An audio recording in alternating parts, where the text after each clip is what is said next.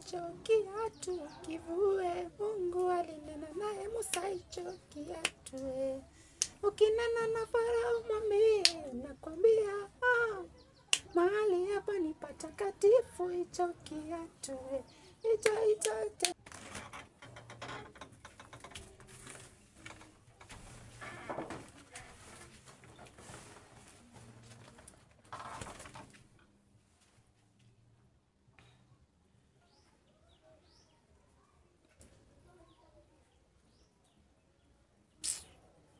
Mama Jonathan,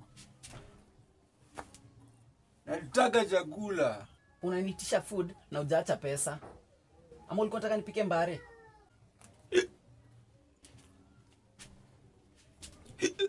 Kazi tu ni kulewa na ujui venye tuna survive huku ndani, si ndio?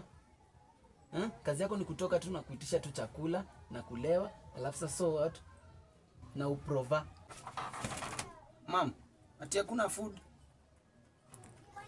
Mam, ati hakuna food ama mimi ndo nimesikia vibaya.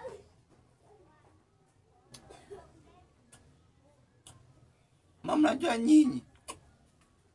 Wewe, mam.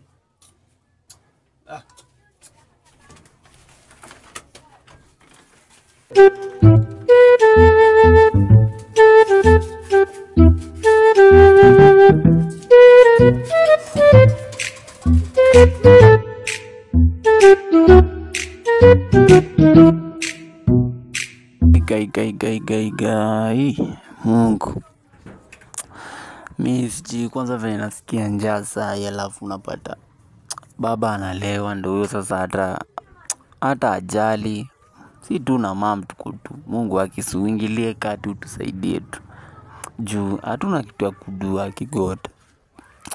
Kwanza hadi sasa hivi venye niko na stress hivi, mawazo, sijui hata njaa inaniuma. Oh God, please. A few moments later.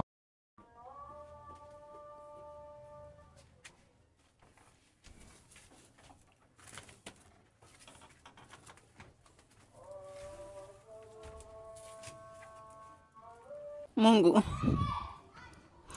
please saidia kijana wangu, sijui hadi ameenda wapi. Najua tu anasikia njaa but sijui naweza msaidia aje. God, mlinde tu ule kijana wangu.